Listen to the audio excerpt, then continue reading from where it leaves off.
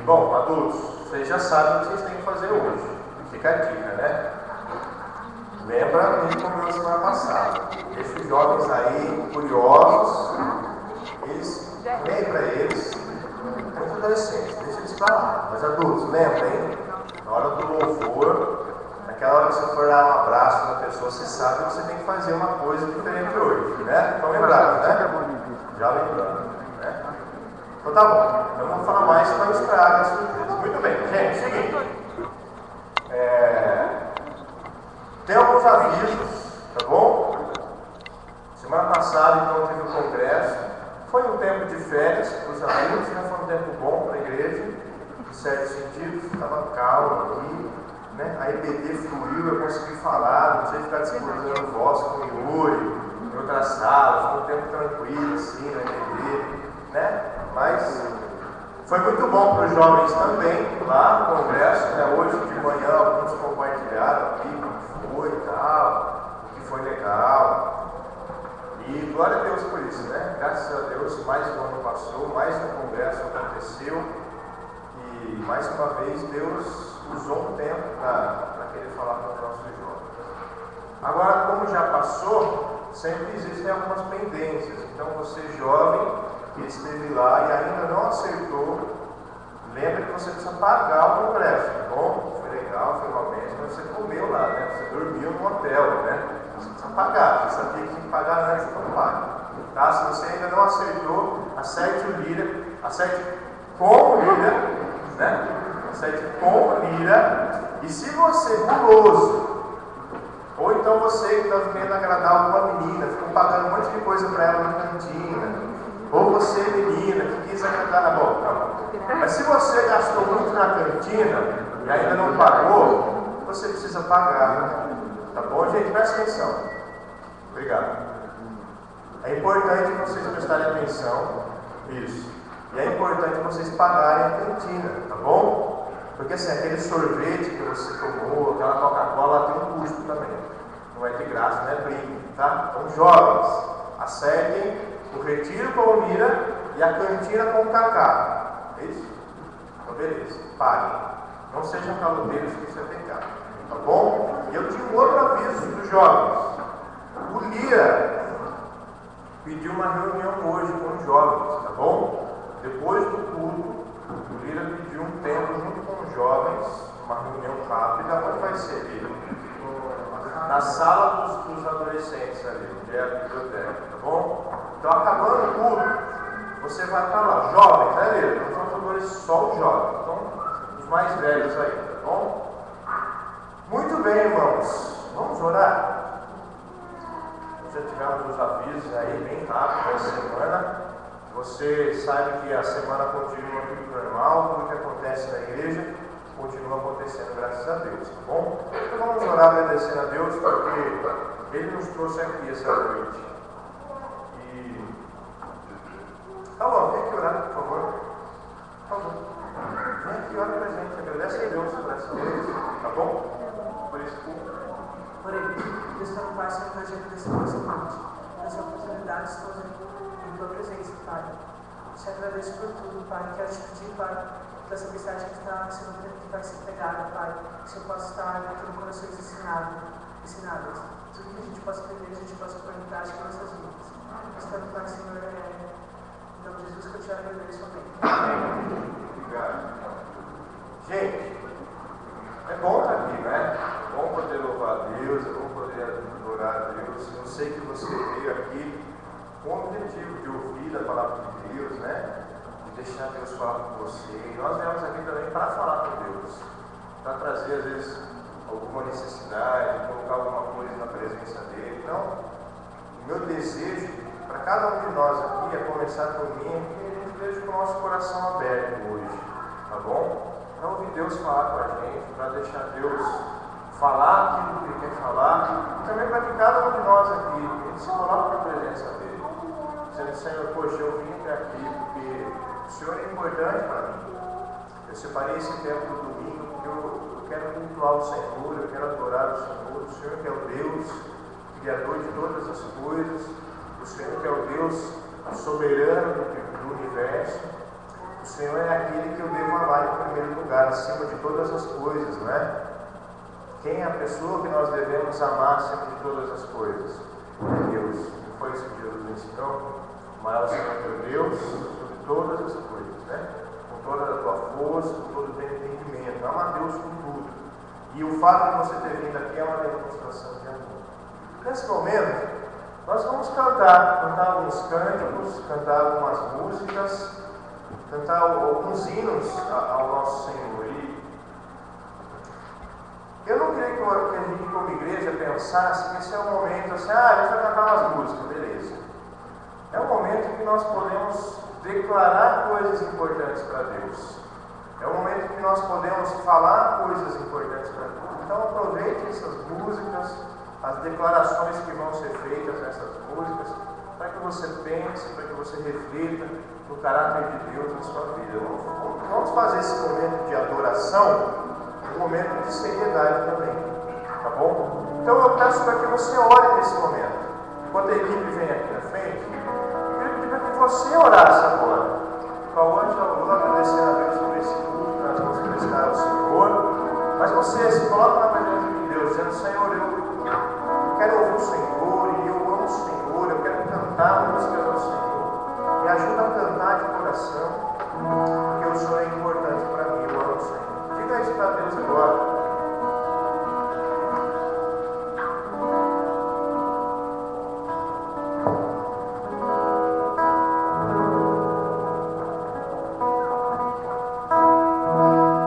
Senhor, nós queremos te adorar.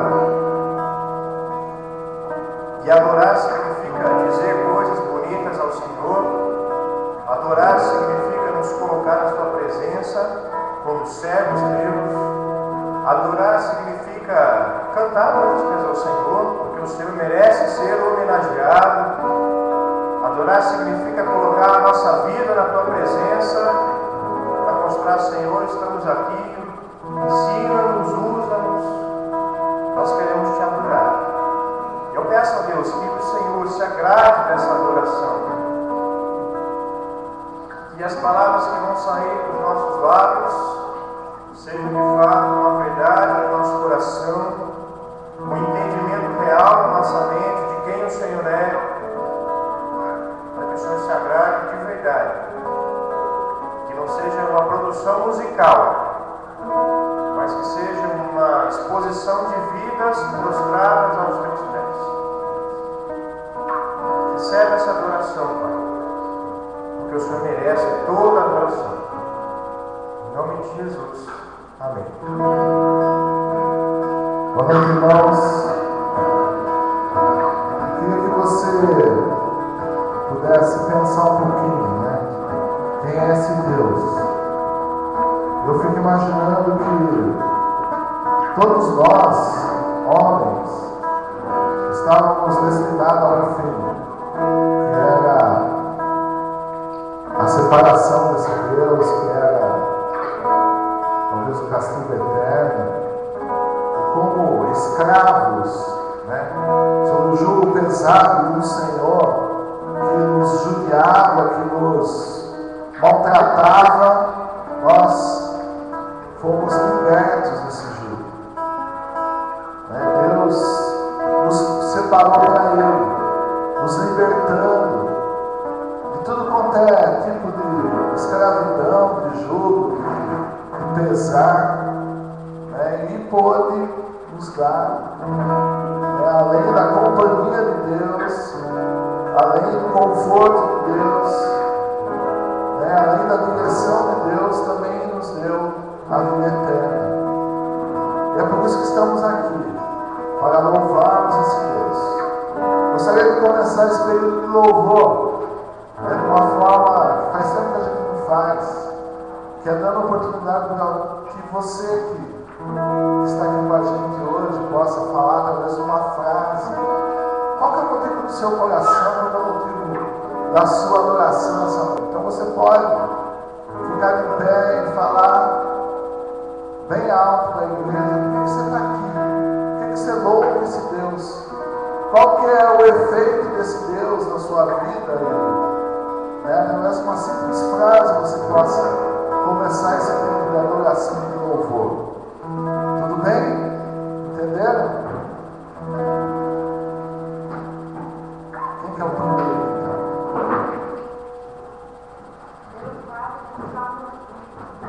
Amém. Mais alguém? Louva a Deus porque Ele foi Deus. Amém. Pela sua fidelidade. Amém. Eu sou misericórdia. Amém. Por Ele nos dar livramento. É verdade. Porque Ele ouve as nossas orações. Amém por isso. Amém. Porque é a razão da nossa existência. Amém. Muito bom, né? A gente poder compartilhar essas experiências pessoais. Tenho certeza que vocês estão falando de coisas que vocês estão experimentando. Mais alguém? Amém.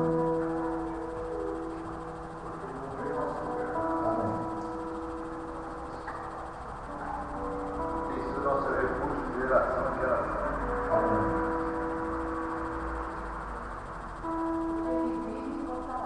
Amém. A gente poderia ficar a noite inteira. Não teria palavras para a gente poder descrever esse Deus, né? Quando a música que a gente vai cantar, pode ficar de pé, a gente vai falar um pouco da graça.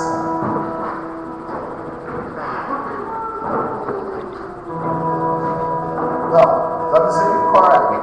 A graça é a segunda coisa. A primeira música é sobre a misericórdia de Deus. Para quem não sabe, misericórdia é que nós deveríamos sofrer por um monte de coisa errada que a gente faz, né? E a gente não sofre. Deus nos poupa. Isso é misericórdia. Deus não dá aquilo que a gente merece, né? Porque a gente poderia, através da justiça de Deus, sofrer, né? Mas Ele não faz isso. Então vamos louvar, que você possa louvar de coração realmente, entendendo quem é esse Deus, cantando para Ele, soltando a sua voz e liberando realmente sentimentos e declarando através das músicas, como Paulo diz, aquilo que a gente vai cantar essa noite.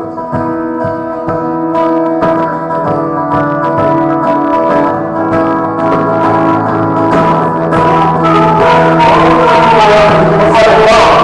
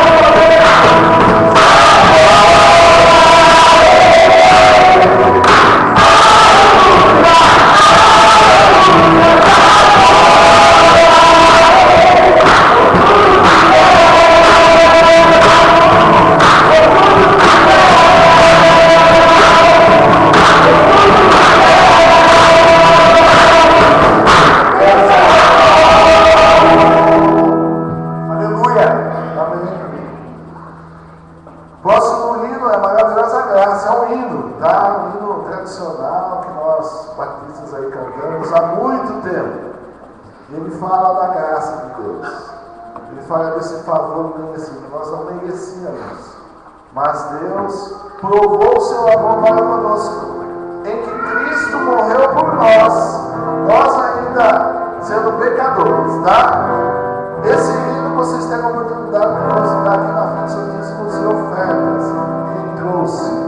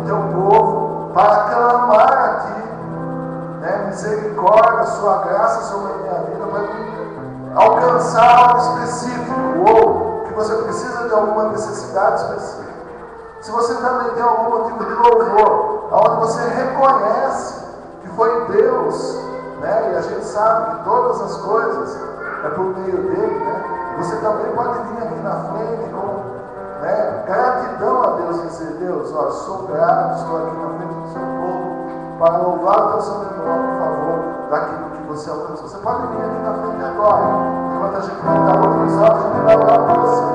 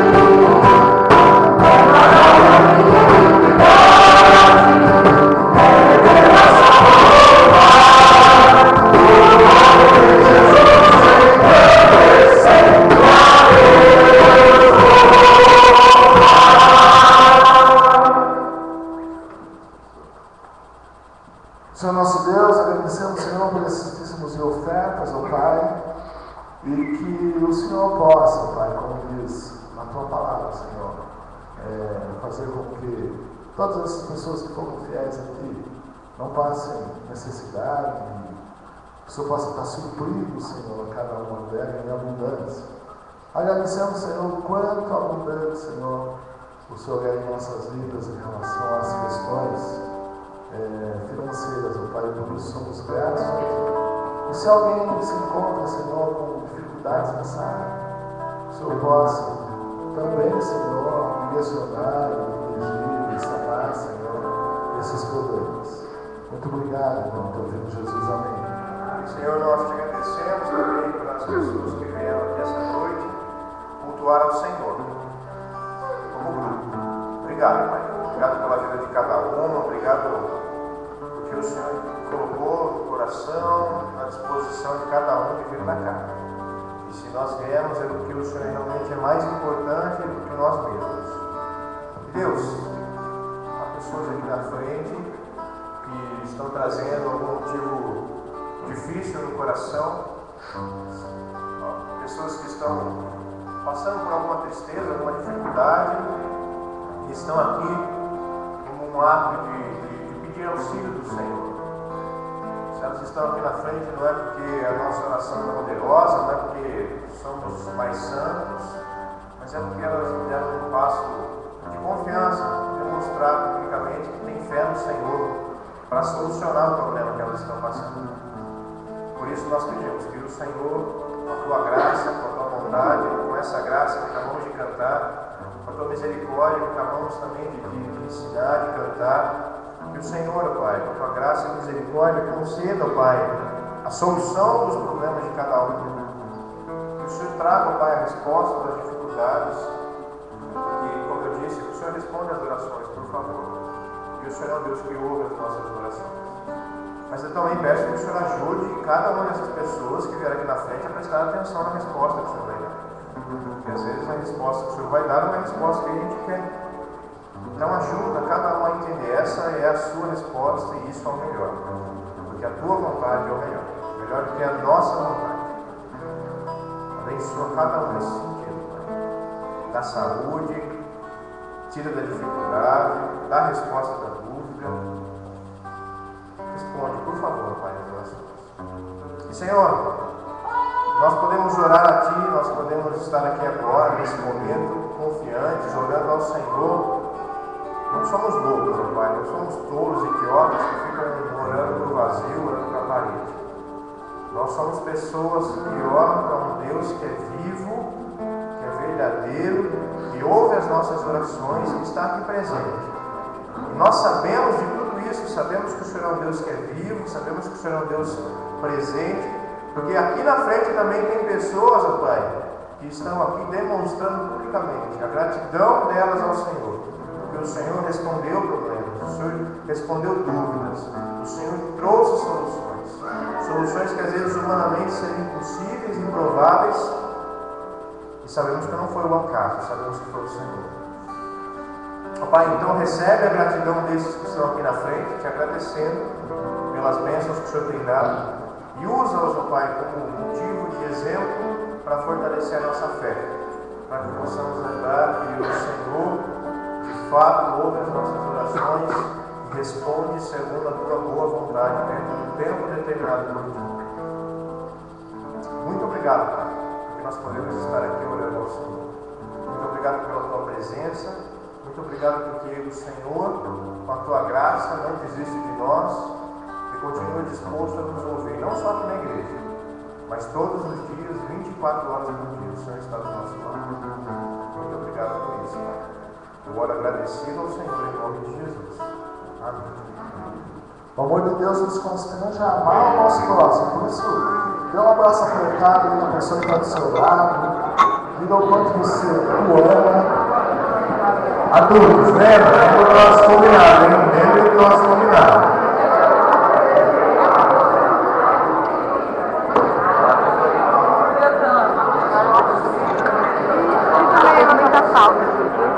Esse é o convidado.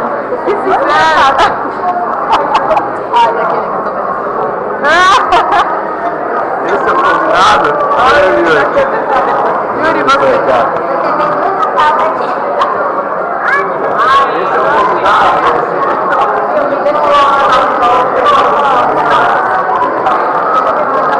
Você chegou pra nós. Você fez muita falta. Eu falei, não foi ele. Por quê? Isso era um papo. Ai, verdade, era só pra brincar. Esse é o convidado. Descobri o convidado. Ah, que sincero. Filma isso. É tão sincero que eu não olho. Você sentiu a sinceridade? Sinceridade 2000. Só por isso.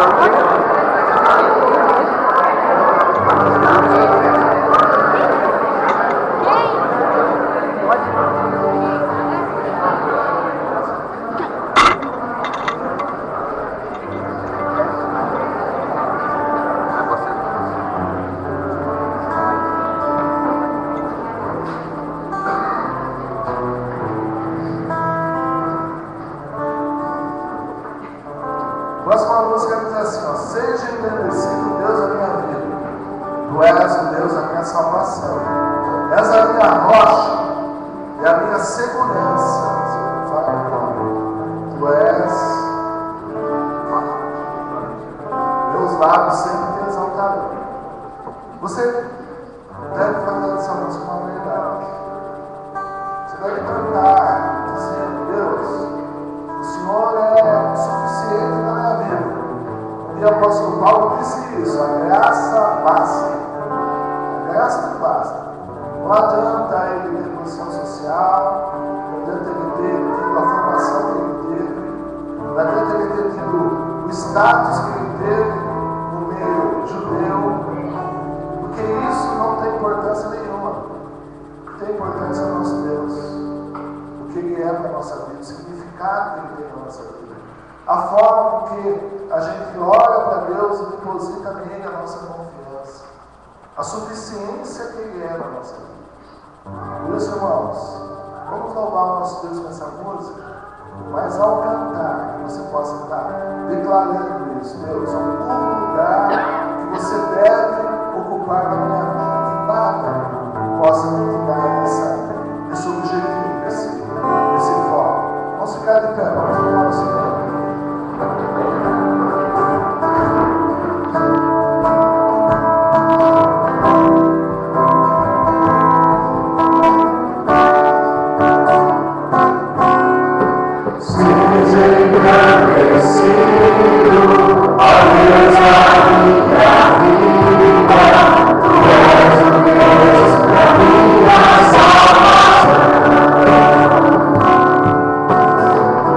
Salvação.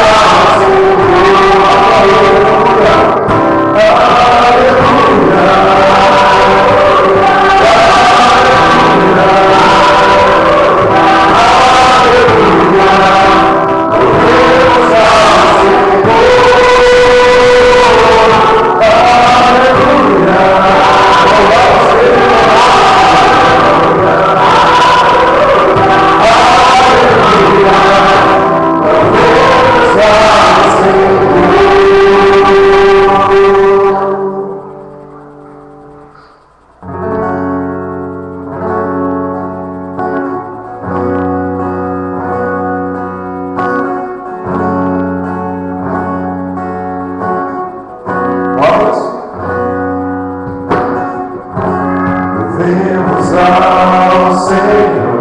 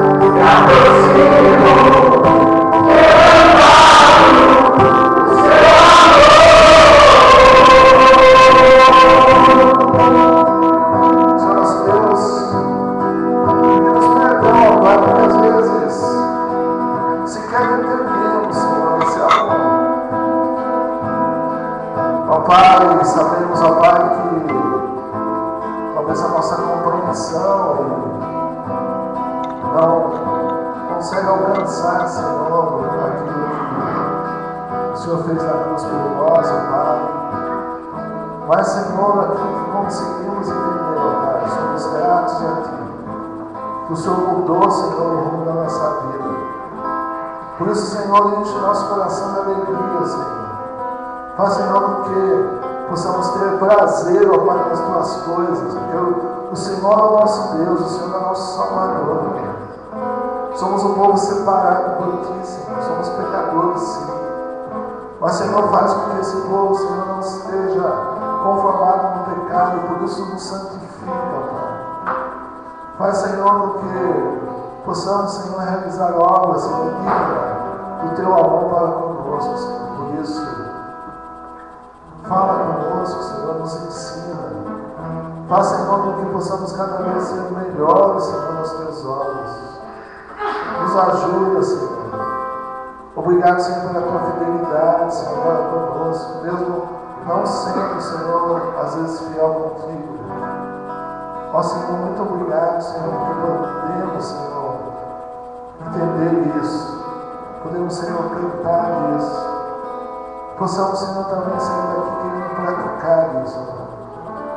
Queremos praticar, Senhor, obras dignas, Senhor, de arrependimento. Obras dignas, Senhor, de demonstrar o Teu amor para conosco. Por isso nos ajuda, Senhor, a amar os nossos irmãos. Nos ajuda, Senhor, a realizar, Senhor, obras aí fora. Nos ajuda, Senhor, a ser fiel a Ti. Nos ajuda, Senhor, a Te buscar, ó Pai. Sabemos, Senhor, que somos dependentes de Ti, Senhor, e por isso produz, Senhor, isso em nossos corações. Muito obrigado, Senhor, por esse louvor, por essa adoração. Em nome do Filho Jesus, amém. Nós podemos sentar. Nós antes que o Yuri pregue, o pastor me ligou, você está com saudades dos irmãos, muitas saudades da igreja, tá? Tem mais um final de semana que ele vai estar no congresso de mulheres, né, em Rio das Ostras, mas daí na outra semana ele vai estar aí, tá? Ele vai comunicar aí para os irmãos que os irmãos estão fazendo falta e ele está com saudade dos irmãos. Aí eu falei para ele que a gente também estava com saudades dele. Ele fazia muita falta aqui com a gente também. Bom? Isso aí. Muito bem, nós temos um momento agora de reflexão, de estudo da palavra de Deus. E de fato, para mim é uma honra poder ouvir o Yuri pregar. Eu já faz 3 anos que Deus me deu a honra de conhecer o Yuri, o privilégio de conhecer o Yuri. Um magrelinho aí, um rapazinho aí, que agora casou, virou homem. Magrelinho ainda, mas é uma bênção de Deus. Yuri, eu fiquei muito feliz de poder indicar ele para vir trabalhar esse ano aqui na igreja. Ele é da Mires, porque é uma pessoa que eu admiro muito. Ele é um jovem, agora um jovem homem, né?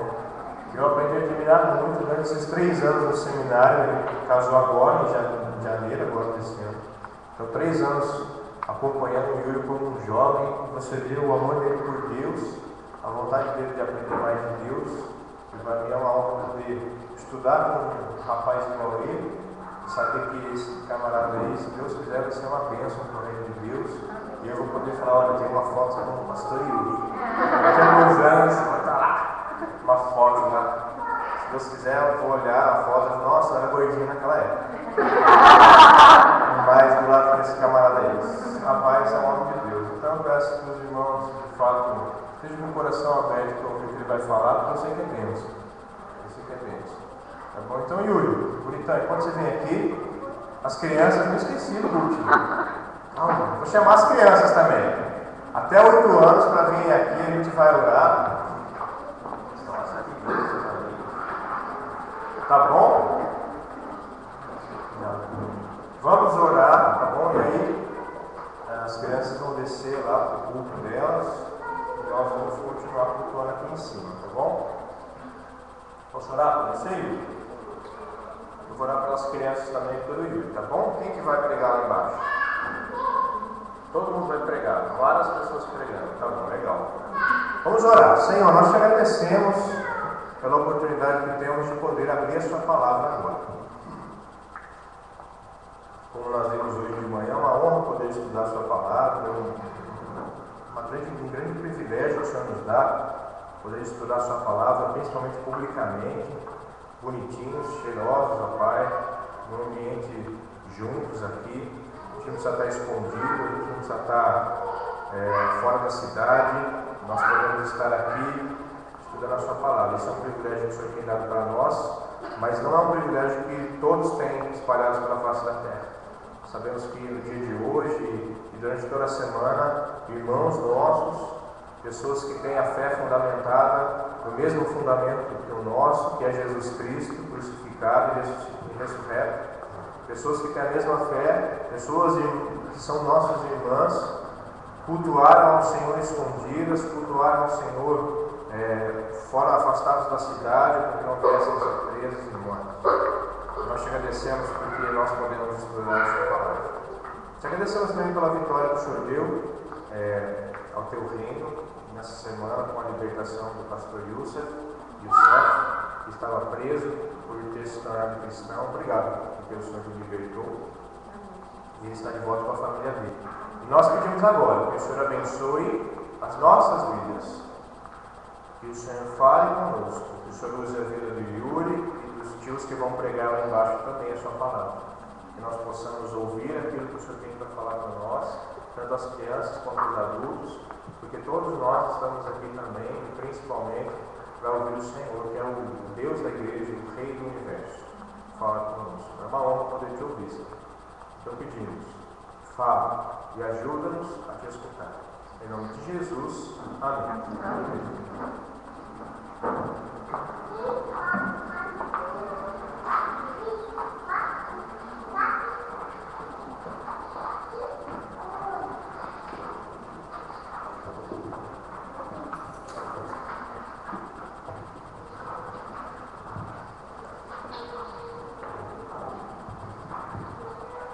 Boa noite, irmãos.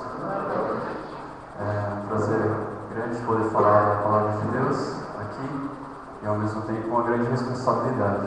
Eu espero ser fiel ao texto bíblico e conto com a ajuda dos irmãos para analisarem o texto enquanto eu falo, para saber se aquilo que eu estou falando é realmente da Bíblia ou não. Se for, aceitem, porque é a vontade de Deus. Se não for, rejeitem. Amém? Essa é a minha oração essa noite. Irmãos, eu tenho meditado nos últimos meses sobre o que diferencia um cristão, um verdadeiro cristão do restante do mundo. E eu digo verdadeiro cristão porque hoje quase todo mundo é considerado cristão. A gente vive num país que é considerado cristão. Católicos, espíritas, mormons, testemunhas de Jeová, adventistas, evangélicos, todos são colocados no mesmo grupo e chamados de cristãos. Isso dificulta um pouco a gente entender o que é o verdadeiro cristianismo. Além disso, hoje o movimento evangélico ele tem perdido a sua identidade diante de tanta bagunça que a gente tem visto aí. Hoje, quando você diz para alguém que é evangélico, você já tem que emendar uma série de explicações dizendo aquilo que você não é, né? Porque as pessoas já pensam mil coisas que você não tem nenhuma comunhão, né? Que você não tem nenhuma intimidade com aquilo que ela está pensando. Então você já tem que se explicar dizendo que você não é, para que ela entenda o que você realmente é. Um outro fator que complica para a gente entender o que é um verdadeiro cristão, ou discernir o que é um verdadeiro cristão, é que hoje nas igrejas existem muitas pessoas que são simpatizantes do Evangelho.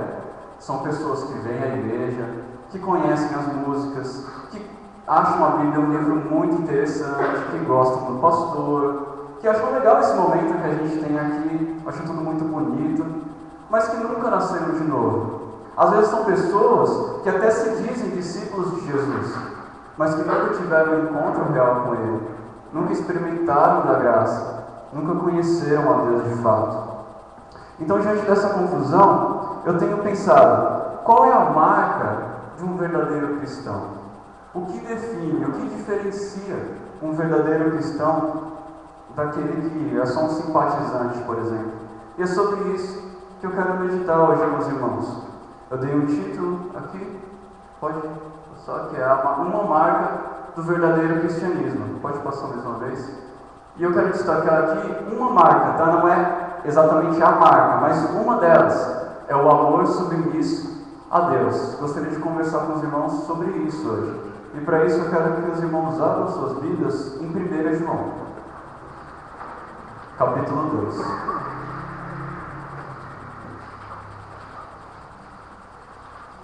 Primeiro João,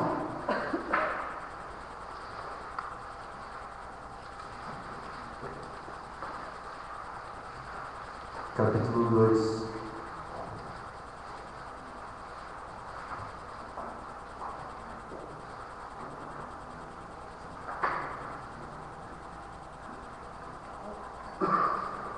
Antes que nós leiamos, só quero fazer uma observação.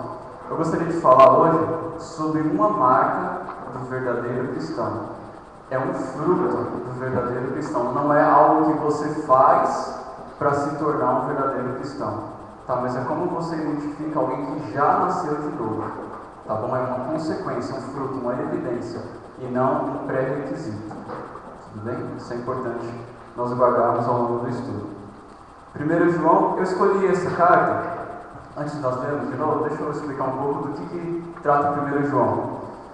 João, ele escreveu já no fim da vida dele essa carta direcionada a uma igreja, a pessoas que ele considerava como verdadeiros cristãos. E essa igreja estava sofrendo, tinha acabado de passar por uma divisão, porque algumas pessoas se levantaram da igreja e falaram: não, agora nós descobrimos a verdade. A verdade não é nada disso que Jesus ensinava e não é nada disso que os apóstolos ensinavam. A verdade é algo diferente que só pessoas especiais podem ter, e você descobre isso de um jeito diferente que não a Bíblia. Então, eles saíram da igreja e eles diziam isso: nós conhecemos a verdade, nós sim conhecemos a Deus, nós sim temos um relacionamento com Ele. Então, diante disso, João escreve essa carta e vai falar assim: então vamos ver se realmente eles conhecem a Deus. Irmãos, não se deixem enganar por eles. E para isso, ele começa a dar sinais de uma verdadeira comunhão com Deus, sinal de uma verdadeira comunhão com Jesus. E um desses sinais, uma dessas marcas, é o amor submisso a Deus. Uma dessas marcas, ok? E ele faz isso para capacitar aqueles irmãos a discernirem entre quem de fato segue a Deus, quem de fato tem um relacionamento com Deus e quem não tem nenhum relacionamento com Deus. Capítulo 2, versículo 12. Diz assim: filhinhos, escrevo-vos porque pelo seu nome, pelo nome de Jesus, vos são perdoados os pecados. Pais, escrevo-vos porque conhecestes aquele que é desde o princípio. Jovens, escrevo-vos porque vencestes o maligno. Eu vos escrevo, filhos, porque conhecestes o Pai. Eu vos escrevi, pais, porque já conhecestes aquele que é desde o princípio. Eu vos escrevi, jovens, porque sois fortes, e a palavra de Deus está em vós, e já vencestes o maligno. Versículo 15. Não ameis o mundo, nem o que no mundo há. Se alguém ama o mundo, o amor do Pai não está nele. Porque tudo o que há no mundo, as paixões da carne, as paixões dos olhos e a soberba da vida, não é do Pai, mas do mundo. E o mundo passa, e os seus desejos, suas paixões também. Mas aquele que faz a vontade de Deus permanece para sempre. Gostaria que os irmãos continuassem com suas Bíblias abertas, para a gente destacar algumas partes e observarmos juntos aí os versículos. Primeira coisa que eu gostaria de observar com os irmãos, que João, escrevendo aqui, ele considerava aquelas pessoas como cristãs. Ele entendia que aquelas pessoas eram verdadeiras cristãs, que elas já tinham tido um encontro com Cristo. A gente lê isso nos versículos 12 a 14, quando fala: jovens, eu escrevo porque a palavra de Deus está em vós. Vocês já conheceram aquele que é desde o princípio. Vocês já venceram o maligno. Isso mostra que ele entendia que aquelas pessoas que estavam lendo a carta eram cristãos. Então depois ele vem para o versículo 15 e exorta esses cristãos a não amarem o mundo. Ele fala: não ameis o mundo, nem o que no mundo há. Se alguém ama o mundo, o amor do Pai não está nele. Eu não sei como está aí na sua versão, se está aqui igual a minha, falando assim, o amor do Pai. Esse amor do Pai pode ser entendido de duas formas. É como o amor que vem do Pai e o amor que com o qual nós amamos ao Pai. Deve ser entendido dessa segunda forma. Ou você ama ao mundo, ele está falando isso. Ou você ama ao mundo, ou você ama ao Pai. Então, se alguém não ameis o mundo, porque se alguém ama o mundo, o amor ao Pai não está nele. Tá? Se alguém ama o mundo, essa pessoa não ama a Deus. É esse o argumento dele aqui. Quando ele fala mundo, ele não está se referindo ao planeta. Então ele está se referindo a toda uma realidade espiritual, um sistema espiritual mau, invisível, aquele que é dominado por Satanás, todo aquele sistema, aquele modo de vida que é avesso à lei de Deus. Então ele está colocando sempre um paralelo aqui. É o mundo de Deus, as coisas de Deus e as coisas do mundo. Então aquilo que vai contra Deus. E ele fala, quem ama ao mundo, não ama ao Pai, não é do Pai. Esse mesmo que diga que o ame, não ama. Agora, o que é o amor que João está falando aqui? Quando ele fala amar ao mundo, amar ao Pai, o que é o amor aqui? Hoje é um pouco difícil a gente falar sobre amor, porque amor na nossa cultura foi limitado a um sentimento somente. Foi limitado a uma afeição, a algo assim, eu gosto muito disso. Eu quero muito bem a tal coisa, eu gosto demais disso, né? Eu amo muito tudo isso. Né? Se referindo normalmente a um gosto, a uma afeição. O amor ele foi limitado a isso, mas é algo que pode vir, que pode voltar. Aqui para João o amor é algo diferente, é algo que envolve o sentimento, ele não está à parte do sentimento, mas ele também é uma atitude de devoção e submissão. O amor é isso, uma atitude de devoção e submissão, é viver em função de algo ou de alguém. Se você quiser saber qual é a coisa mais importante na minha vida, você pergunta o que eu amo. Aquilo, o objeto do meu amor é para o que eu vivo, é o que eu sirvo, é o que o meu coração aponta, o que a minha vida aponta. Eu vivo para aquilo que eu amo. Essa é a ideia de João aqui. O amar é isso, é viver em função de algo. É por isso que para João o amor está intimamente ligado com a obediência. Para João o amor está intimamente ligado com a obediência. Não existe amor sem obediência. E a obediência é o próprio amor. Elas são a mesma coisa, ou caminham juntas. Quero mostrar um texto para os irmãos que está lá no Evangelho. Você pode passar para mim? Aqui.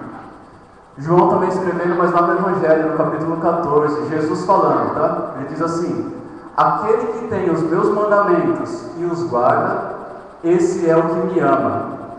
E aquele que me ama será amado de meu Pai, e eu o amarei, e me manifestarei a ele. Aí depois Jesus diz: se alguém me ama, guardará a minha palavra, a obediência. E o meu Pai o amará, e viremos para ele e faremos nele morada. Quem não me ama, não guarda as minhas palavras. Então perceba que aí, João mostra em outro momento, essa questão do amor e da obediência, elas caminham juntos, tá? Se os irmãos repararem também, entre o versículo 15 que a gente leu e o versículo 17, tem um paralelo entre o amor ao mundo e o fazer a vontade de Deus. Ele diz no começo do versículo 15: não ameis o mundo. Aí no versículo 17: o mundo passa e as suas paixões, mas aquele que faz a vontade de Deus permanece para sempre. Então perceba que há aí um paralelo entre não ameis o mundo, mas façais a vontade de Deus. Ele poderia dizer ao contrário, ele poderia falar assim: não faça a vontade do mundo, mas ame a Deus. Fazer a vontade e amor são ideias semelhantes. Então o amor está intimamente ligado à obediência. O que é amar a Deus é viver para Ele, é viver em submissão a Ele. Amar a Deus não é uma simples afeição, embora envolva as afeições, envolva os sentimentos. Mas amar a Deus, o amor que Deus exige a Ele, é um amor que envolve todo o nosso entendimento, toda a nossa força, toda a nossa alma, todo o nosso coração, envolve tudo que nós somos. Por isso que envolve sentimentos também. Mas é mais do que sentimento. É mais do que sentimento. Amar a Deus é ter Ele como nosso mestre e Senhor, é viver para Ele e uma devoção. E João mostra que, no versículo 15, ele mostra que o amor ao mundo não pode existir juntamente com o amor a Deus. Ele fala que se alguém ama o mundo, o amor ao Pai não está nele. Ou você ama um, ou você ama o outro. Não existe meio termo, não existe como conciliar isso. Tiago também diz isso. Ele fala assim: não sabeis vós que a amizade, que quem é ser amigo do mundo se torna inimigo de Deus? Ele fala: a amizade do mundo é inimizade contra Deus. Portanto, qualquer que quiser ser amigo do mundo, constitui-se inimigo de Deus. Ou você ama Deus, ou você ama o mundo. Jesus também ensinou isso, quando ele falou que não é possível servir a dois senhores. Não é possível servir a dois senhores, ou, em outras palavras, não é possível amar a dois senhores. Por quê? Porque não existe dois primeiros lugares. Não existe como priorizar dois ao mesmo tempo. Sempre um vai ficar depois. Amar a Deus, então, é ter Ele como primeiro lugar na nossa vida. É viver para Ele, é ser submisso somente a Ele. Todas as outras coisas vêm em segundo lugar. Nas férias, eu fui no casamento de um amigo meu. E eu achei muito legal na hora dos votos.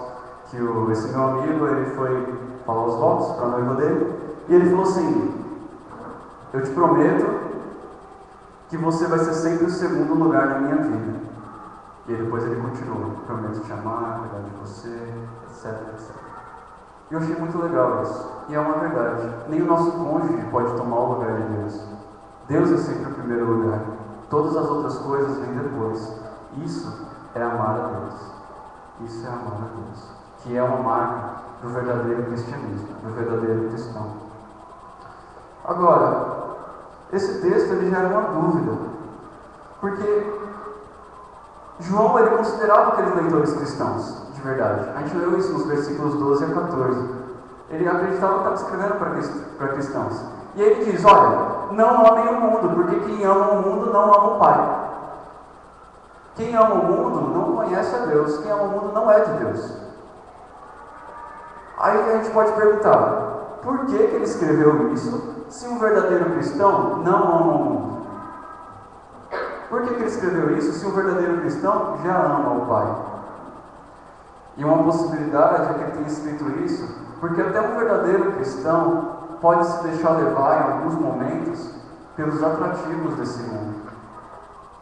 Até um verdadeiro cristão ele pode ser seduzido e atraído pelo engano do pecado que há no mundo. Prova disso é que a gente peca, às vezes sabendo até que aquilo é pecado. Embora esse cristão que peque, que caia, que seja seduzido, ele não vai amar ao mundo. Esse não é o estilo de vida dele. Ele não é caracterizado pelo amor ao mundo, mas sim pelo amor a Deus. Então, diante disso, João ele vai apresentar dois motivos de por que um cristão não deve amar o mundo, mas amar a Deus. O primeiro motivo está no versículo 16 e o segundo motivo no versículo 17. Ele fala assim no versículo 16. Porque, no versículo 15, ele fala: se alguém ama o mundo, o amor do Pai não está nele. Porque tudo o que há no mundo, aí ele fala algumas coisas que há no mundo, não é do Pai, mas do mundo. Esse é um primeiro motivo. Cristão, não ame o mundo, porque as coisas que estão no mundo não são de Deus. Você deve seguir aquilo que é de Deus. Esse é o primeiro motivo. Segundo motivo, versículo 17.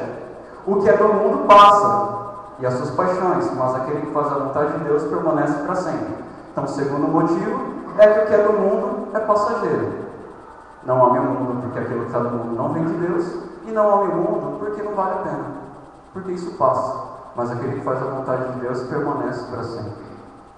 Ok, talvez alguns estejam pensando: beleza, eu quero amar Deus, eu quero viver essa vida de devoção, eu quero viver isso na prática. Se o amor não é só uma afeição, se o amor não é só um sentimento, igual a nossa cultura em geral pensa, o que é então o amor a Deus na prática? Eu quero amar Deus na prática, porque eu sou um cristão que quero viver para Ele. Ok, aí a gente tem um pequeno problema, porque João ele não fala o que é o amor a Deus. Ele não explica isso no texto. Ele não fala: amem a Deus, amar a Deus é... dois pontos. E ele começa a listar. Mas ele dá alguns indícios do que seria o amor ao mundo. Ele coloca aqui: porque tudo que há no mundo, os desejos da carne, as concupiscências da carne, dos olhos e a soberba da vida, não é do Pai, mas do mundo. Então dá para a gente inferir aqui que o amor ao mundo seria viver assim, segundo os desejos da carne, segundo os desejos dos olhos e segundo a soberba da vida. Isso é algo normal para alguém que é do mundo, é algo normal, mas para um cristão é diferente. Como que é um cristão? É o oposto disso. Então o que eu gostaria de fazer com os irmãos hoje?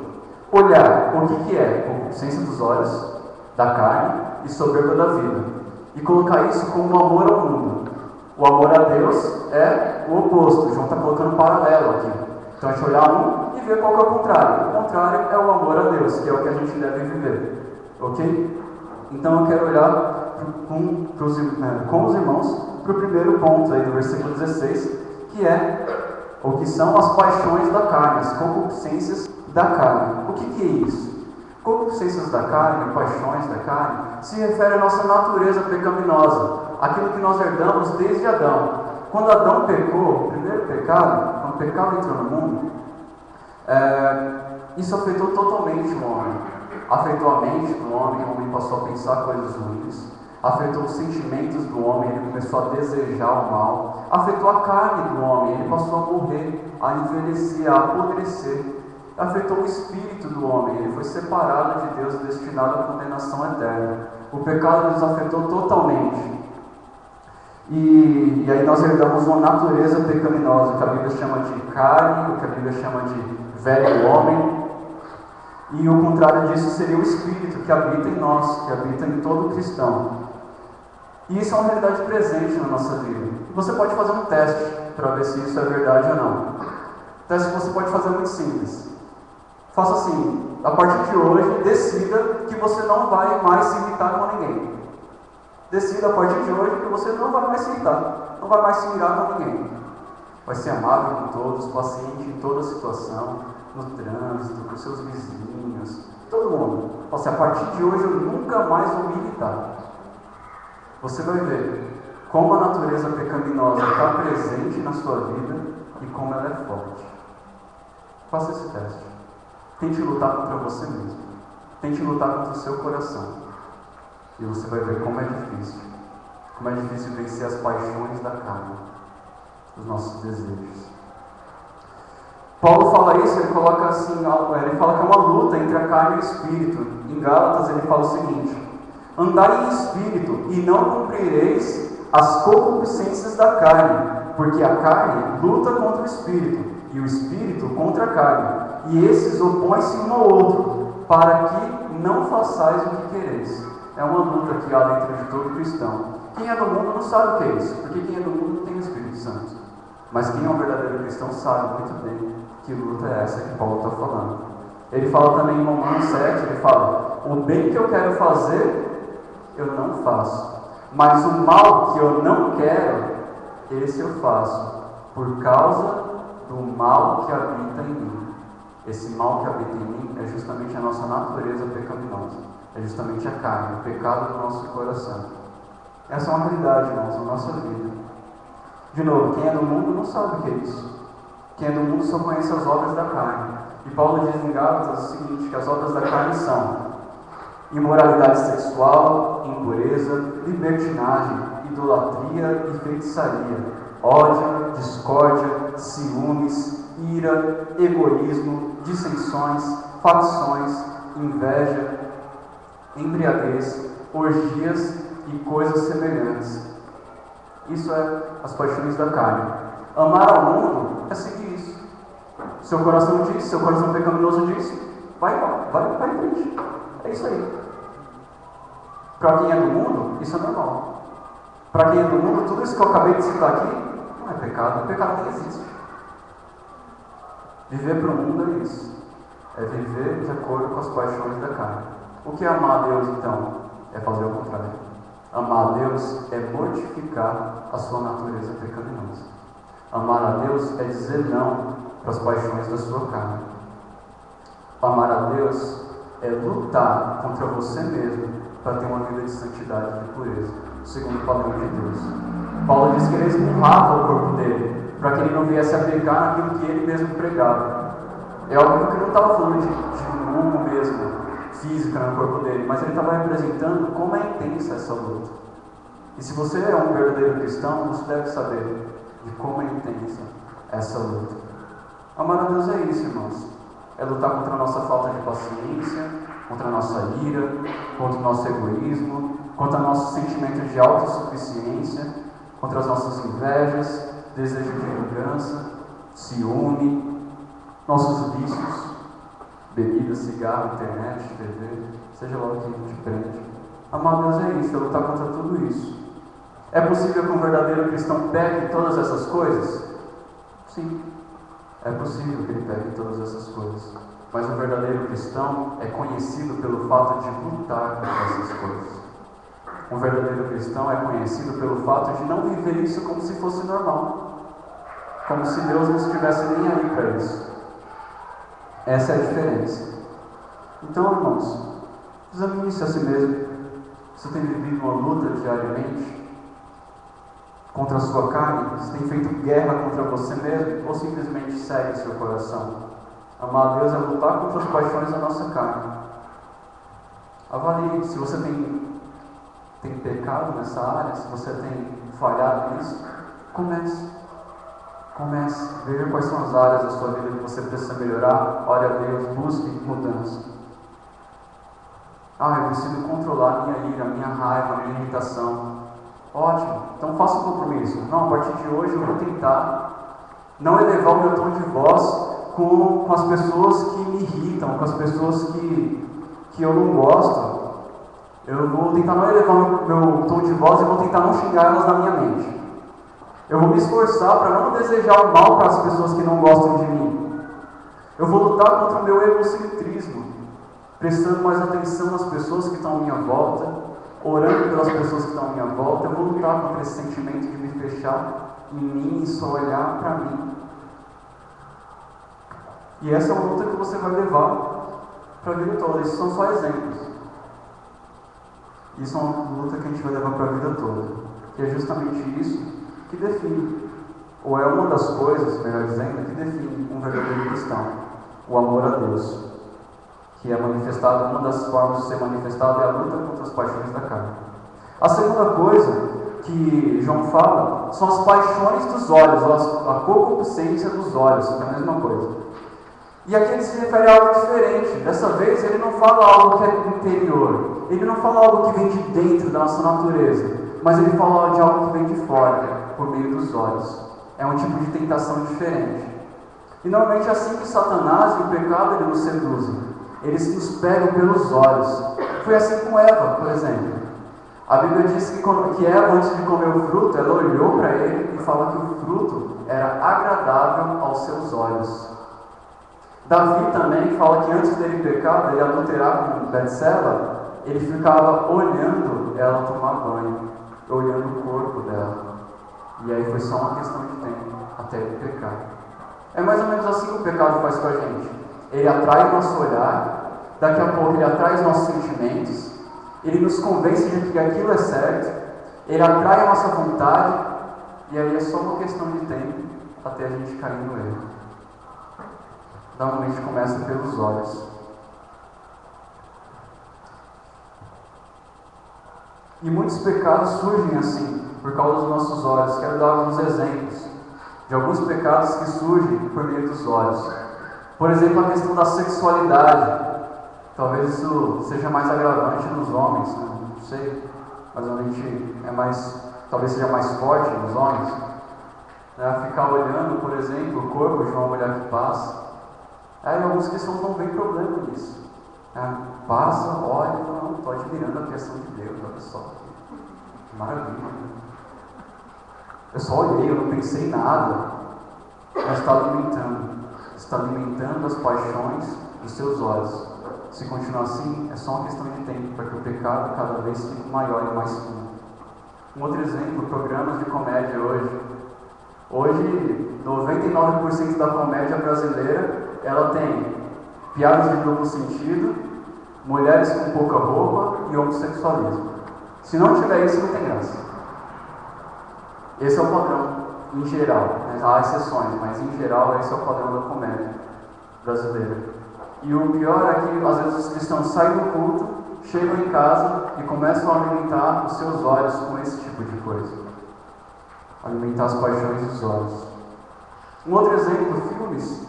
Hoje quase todo filme tem uma cena, às vezes o filme é muito bom, a história é excelente, mas tem aquela cena que estraga tudo.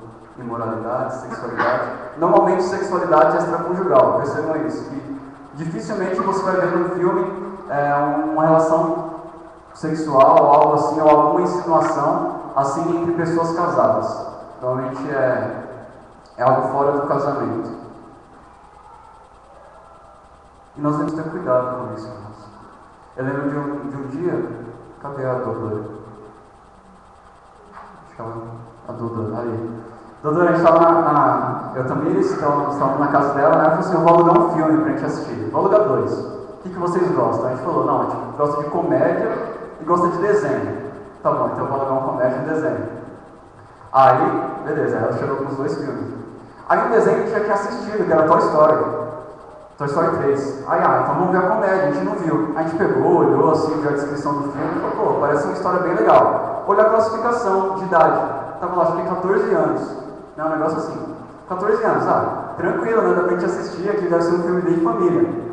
Irmãos, passou 10 ou 15 minutos que começou o filme. A gente olhou assim e falou assim, será que não é melhor a gente colocar o desenho? É melhor tiramos lá e colocamos o desenho e assistimos o Toy Story. Irmãos, 15 minutos de um filme classificado para 14 anos.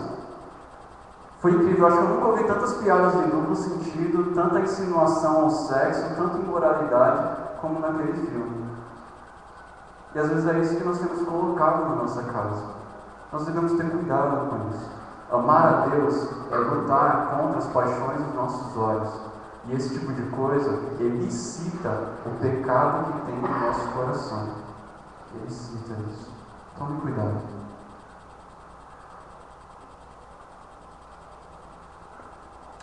Outra coisa, outro tipo de pecado que entra pelos olhos, pornografia. Muitos jovens têm se entregado à pornografia pela internet, por revistas.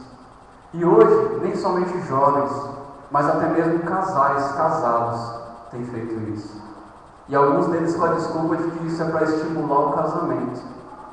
Mas na verdade a única coisa que eles estão estimulando é o adultério. No adultério, principalmente no adultério no coração deles. Alguns homens casados fazem isso, alguns escondidos da esposa, outros da esposa, sabe? Se enganam a si mesmos e alimentam as paixões dos olhos. Outro exemplo, cobiça por bens materiais. Outro tipo de pecado que vem por meio dos olhos, a inveja, os ciúmes. E aqui eu quero destacar você, mulher cristã. Mulher cristã. Cuidado. Algumas mulheres costumam ficar olhando para a outra e comparando o sapato, a roupa, e falando, nossa, mas isso aqui, olha como ela está, e gerando coisas, e às vezes inveja, e intriga, e cobiça. Cuidado para onde você direciona o seu olhar. Lute contra isso. Se você tem esse problema, se isso é algo que pega na sua vida, evite. Evite. A Bíblia chama isso de olhos maus, a inveja, o ciúme. Evite isso. Cuide para que você não tenha olhos maus. Para quem ama o mundo, irmãos, tudo isso aqui que eu estou falando, todos esses exemplos são besteira.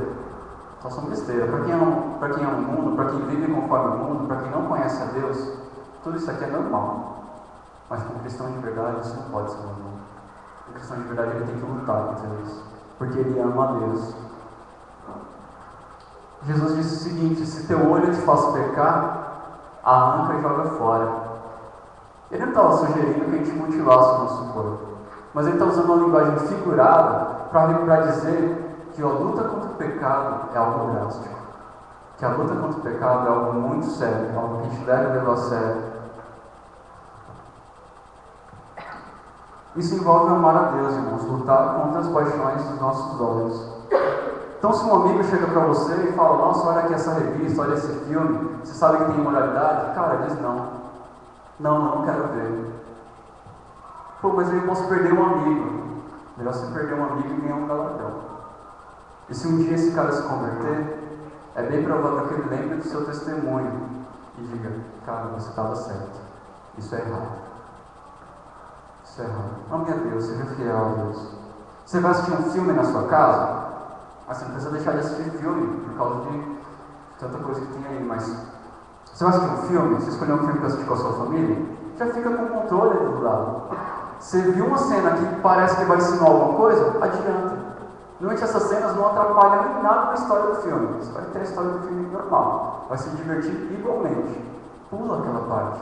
Não fica se alimentando com isso. Não fica dizendo: não, mas eu já sou um cristão maduro. Isso é o seu coração te enganando para que você caia no pecado. Não existe isso, a nossa carne é fraca. Não existe essa história de cristão que não vai sentir nada com isso. Então pula essa parte. Mulheres, vocês sabem que vai ficar olhando e cobiçando algo e invejando algo? Pare de olhar. Mortifica esse sentimento dentro de você. Isso faz parte do amor a Deus. Por último, ele fala da soberba da vida. Há 3 fatores: paixões dos olhos, paixões da carne e a soberba da vida.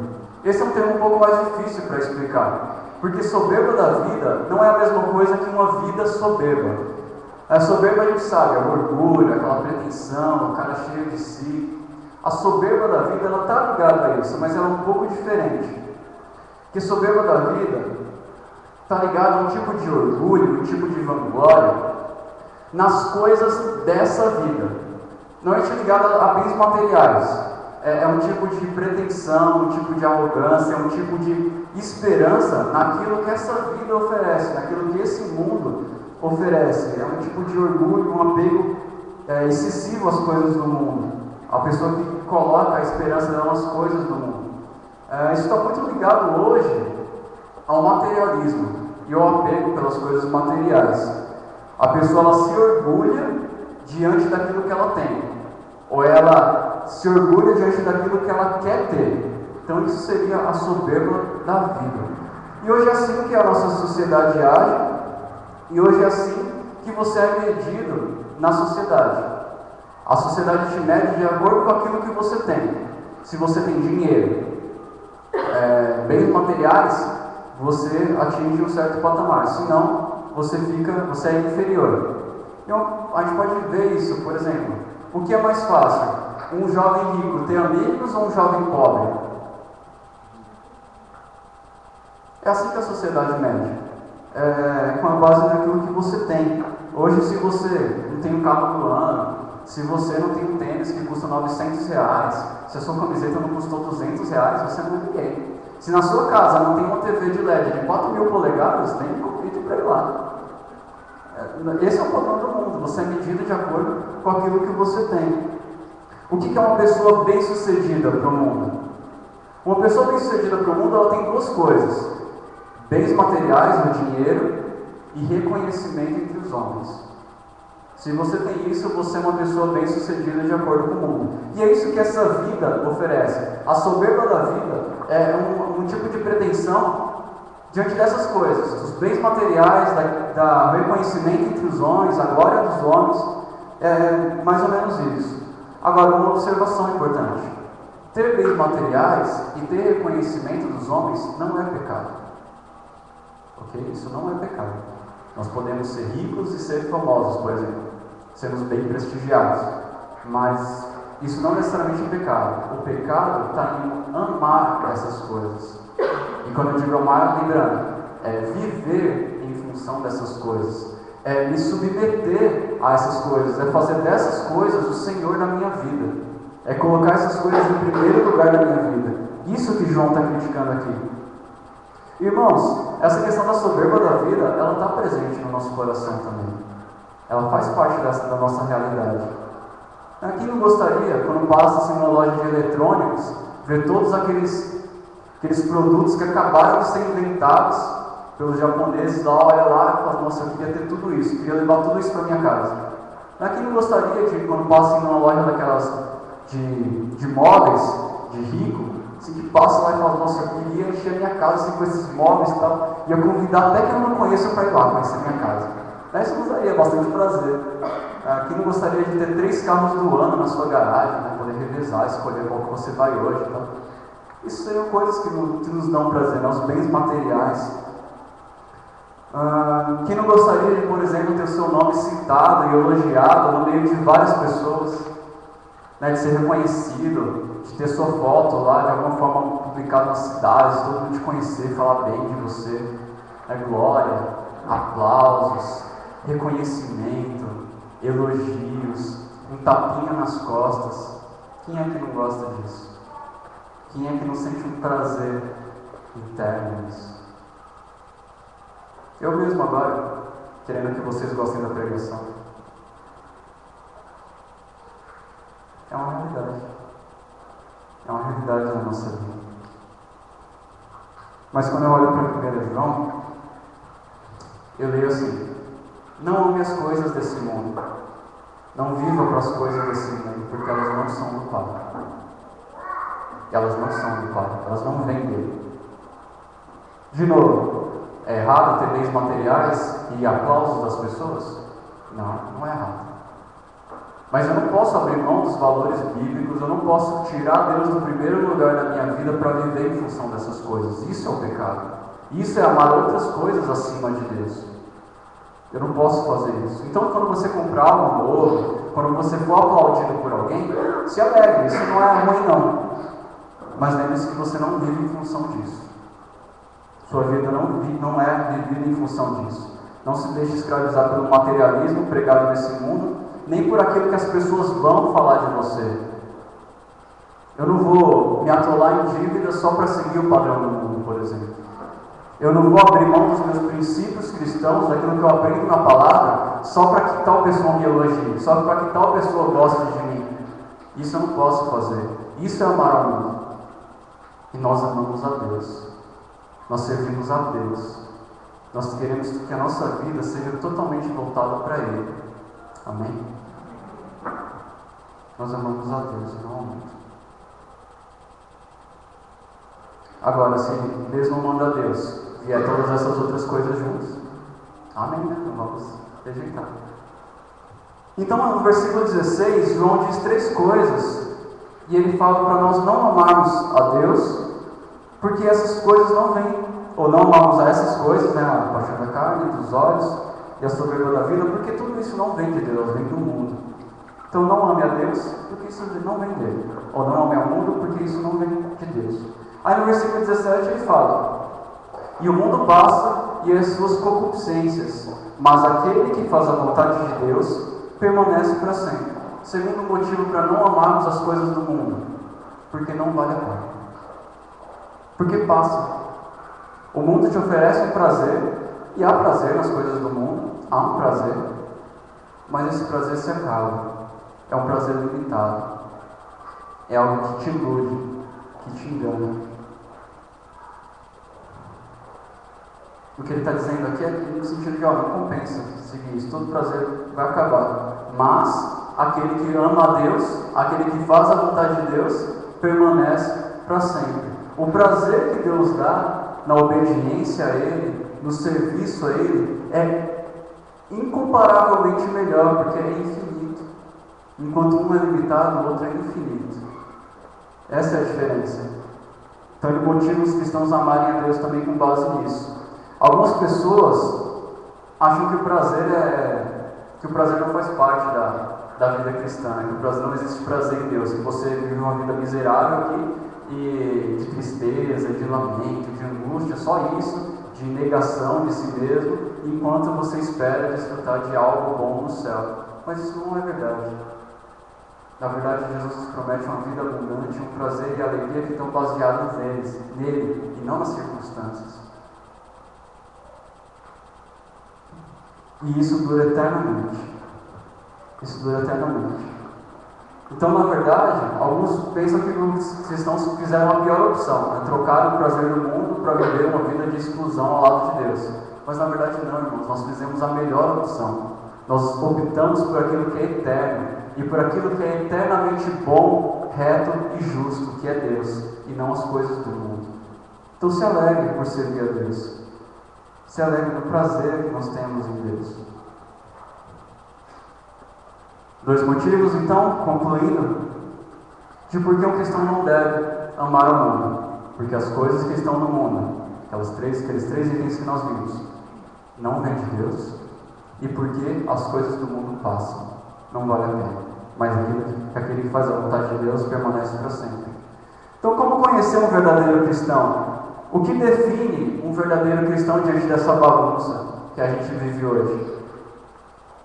Uma das marcas, né, não necessariamente a única marca, mas uma das marcas é esse, o amor submisso a Deus. Eu coloquei ali amor submisso a Deus, né, que é para contrariar um pouco a questão de amor, o conceito de amor que nós temos. Mas provavelmente se João olhasse isso aqui, o João que escreveu aqui, ele olhar e falar assim, olha, você está sendo redundante, porque amor e submissão, quando eu digo amor, eu estou dizendo submissão. Então eu coloquei ali para destacar mesmo. É isso, irmãos. Um verdadeiro cristão é conhecido pelo amor submisso a Deus, é fazer dele o primeiro lugar, é viver tendo Ele como nosso Senhor somente, e não as outras coisas, não aquilo que o mundo oferece. E esse amor, ele pode ser demonstrado, de acordo com o nosso estudo aqui, por 3 formas.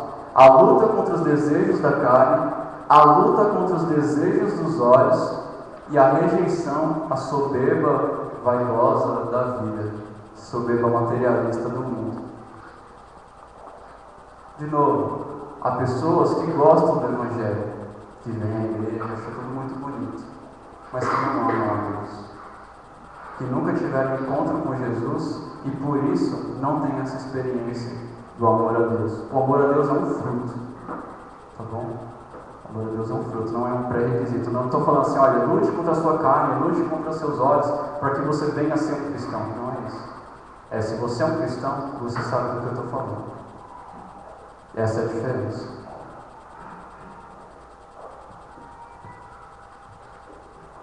Irmãos, eu gostaria que cada um de nós saísse daqui hoje decidindo fazer essa guerra contra si mesmo, guerrear contra o meu coração. Hoje eu saio daqui querendo lutar contra a minha carne, eu saio daqui querendo lutar contra os meus olhos, eu saio daqui dizendo não à soberba da vida, não a esse conceito materialista e que deseja a glória dos homens a qualquer custo, vendendo seus princípios.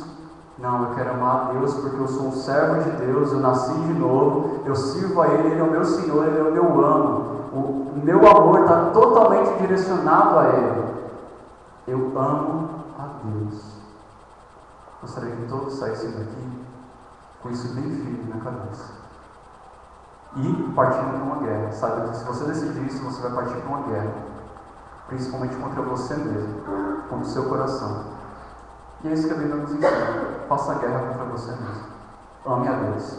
Isso faz parte do amor a Deus. Vamos orar?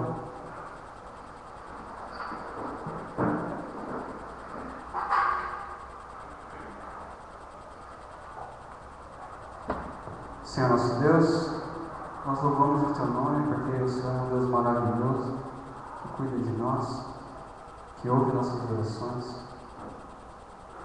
E, Senhor, com essa confiança nós te pedimos que nos ajude a viver uma vida de amor ao Senhor.